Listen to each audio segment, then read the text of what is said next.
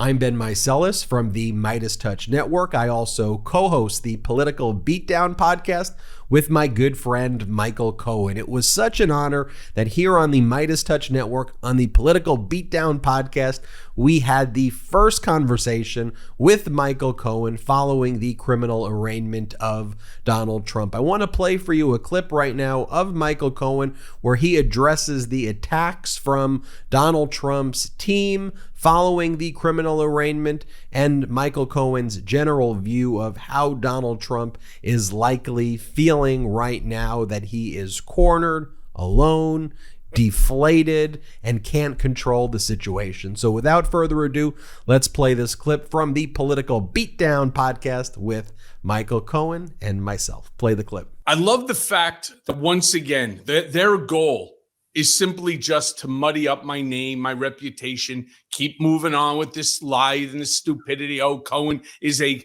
convicted perjurer and so on.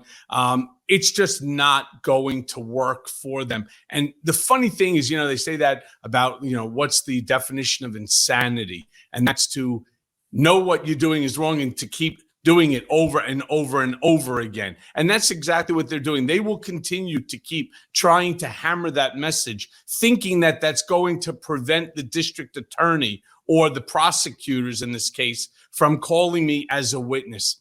I don't know why they think that that's going to work. I think they need to worry more about the specifics of the case. Now, one of the things, again, that they do is they say, well, Michael Cohen was standing on these steps and he was discussing the specifics of the case.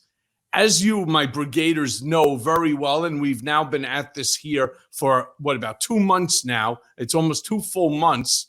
I've never turned around and talked about any of the specific questions, any of the specific documents, any of the specific charges that I was questioned on, and I still won't do that to this day.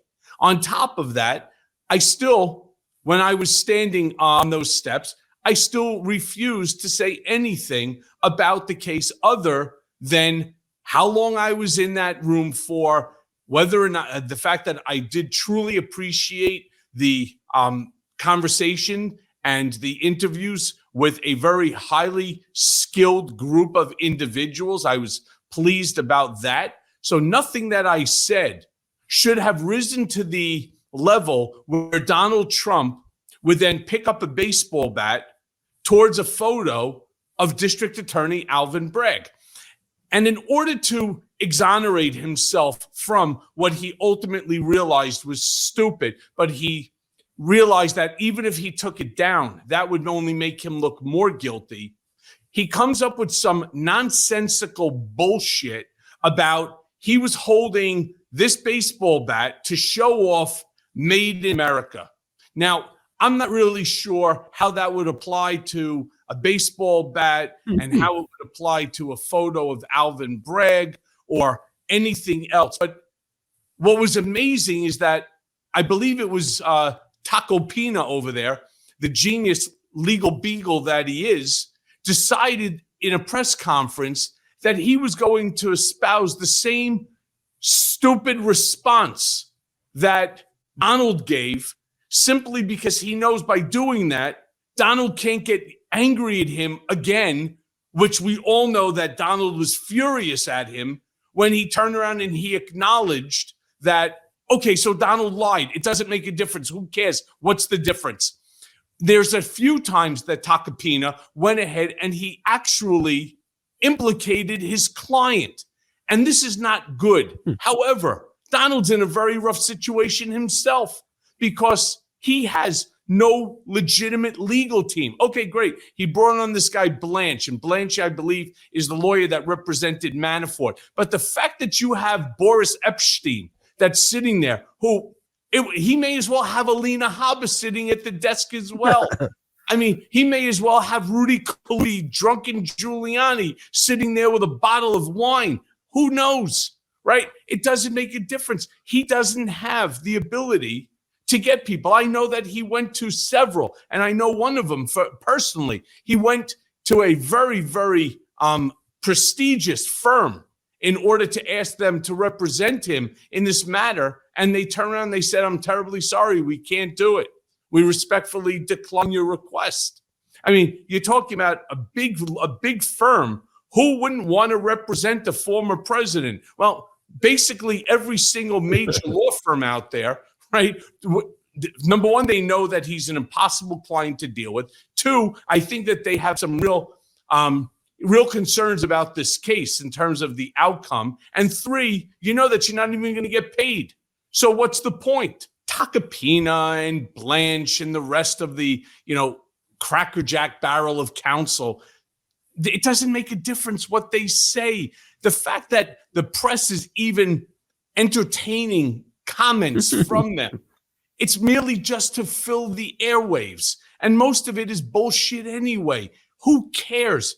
They're not the ones that are going to be making a decision. It's going to be a jury. It's going to be the judge, and it's going to be all predicated upon the facts, the documentary evidence that will be presented before the judge and the jury, not based upon what any one of these yokos decide to say. It doesn't matter. They're just basically spewing shit in order to keep their job, which, by the way, if you remember, like, for example, with Jeffrey Berman, it's one of the things he said in his own book, the former head of the Southern District of New York. He did just enough in order to appease Trump so that he wouldn't lose his job, that he wouldn't be fired. It's the same thing here. And the funny, even that lawyer, Blanche, I think that's who it was, who was next to Tacopina, even he's laughing. This isn't a funny matter.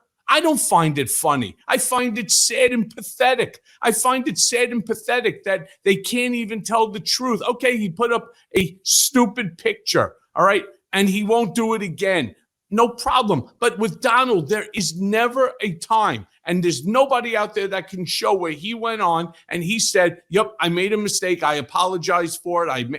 I'll never do it again, so on and so forth. Yep. Because Donald Trump in his own mind believes, and it's again a narcissistic sociopath, that he is incapable of error. He can do no wrong, which is, again, like what I said last time we were together, Ben, that when he was sitting there talking about the Bible and they asked him, have you ever apologized to God for anything? And he said, no, I've never done anything wrong. Well, maybe you ought to start thinking about some of the things that you have done wrong and to the people that you've done wrong to. And look, I can tell you, I've been the subject of quite a few of these untruth social posts that he puts out there where he targets me. And I have to tell you, it's not pleasant at all. There are enough people out there that will look to figure out how to hurt you, how to ruin your life, how to do things in order to stop you, because for some reason, they think that they need to protect Donald as well. And that's what I think that the judge was trying to intimate to him, that, you're going to start to be, or you're going to continue to behave in the manner to which that you have been behaving. It's not going to stand in my courtroom. And it's certainly not going to stand if the attack is against the judge or the prosecutors or any of the witnesses. So let's see how he decides to continue to attack us. They're just going to attack me by keep saying my testimony is no good. Hey, do you all remember when that other dope Bob Costello got out there in front of a mic and decided to turn around and to tell the world, again, appealing to a court of public opinion, that he just completely destroyed Michael Cohen's 6 hours or 5+ hours of testimony before the grand jury, and that, in his opinion, more than 50% likely that the district attorney isn't even going to bring a case at all, is not going to indict Donald, that, I'm a convicted liar, therefore nothing that I said can be, held up as truth or accurate. Well, I think the facts of today have, or if they have not in your mind, they should have changed this constant continuation of name calling, especially against me for this convicted perjurer. That's a Donald Trump line, no different than it was Little Marco, Lion Ted, Crooked Hillary, Low Energy Jeb, or the other countless names that he gives to people who he is afraid of. As Trump's lawyers were spewing, to use your words, and I agree with it, spewing shit out there. And as Judge Juan Merchan was also admonishing Donald Trump about these threats, you had Don Jr., Eric, and Marjorie Taylor Greene all posting photos of Judge Juan Merchan's daughter. The judge's daughter, they posted photos. We are, of course, redacting the images, but Breitbart wrote a story about the judge's daughter, and Don Jr., Eric, Marjorie Taylor Greene all posted it, obviously, as part of their stochastic, terroristic intentions. And Don Jr. says, seems relevant. Let's put it back up one more time. Seems relevant. Yet another connection in this hand-picked Democrat show trial. The BS never ends, folks. And it says the daughter of judge on Trump case worked on Biden-Harris campaign. And there is a photo of the judge's daughter, obviously targeting Judge Juan Merchan's daughter. Because they have a very simple stochastic terroristic playbook of what they do. And it's, let's just post on social media. And for MAGA Republicans, that works. That intimidates them. That ruins their own view of their own domestic. Ben, I got to tell you, my buddy, as I've said, I've been on the other side of whether it was Twitter before he got kicked off or on his Untruth Social platform. And it will rattle you. Don't get me wrong. There are enough people that follow dear old Donald that, they then start targeting your social media. They start calling you in the middle of the night. They do all sorts of things. They call you relatives. They call anybody that has a connection to you. And they really do disrupt your life. They turn your life upside down. But there's also, again, the latent fear of somebody, acting stupid. For example, a baseball bat to a photo. And I have to give this judge a lot of credit. He's not standing for this bullshit. It's not going to end well for Donald and his team. A post like what Don Jr. just put out really goes to show you how unhinged they all are as a family and as an inner circle around Donald. If you were not concerned about this, you would not be targeting the daughter, right, of the judge that's on this case. I don't care what you say. First of all, he has children too. He wants that to happen to his kid. They don't think, because right now they are all just wild-eyed and unhinged. And they're unhinged because they're watching Donald become unhinged, and they're watching and having to unfortunately deal with the anger that emanates from this scenario in his life. Remember, Donald will blame anyone and everyone for everything other than, except for himself. This has already been pushed on to 100 different people. This is your fault, your fault, your fault. Rest assured, this is a Donald issue, and Donald is the one that had to stand today before the judge, looking up at the judge with no control over anything and having to respond to questions about innocence or guilt to 34, allegations. And that's an uncomfortable place for him to be. What a great clip. Michael Cohen is an American hero. He truly is. He will go down in history for his courage, for his mea culpa. And I just want to say he's a good friend of mine, and it is such an honor to do this podcast with him twice a week and just to get to know him as a person, an incredible human being. I'm Ben Meiselas from the MeidasTouch Podcast, from the MeidasTouch Network, from the Political Beatdown Podcast, from Legal AF Podcast, and more.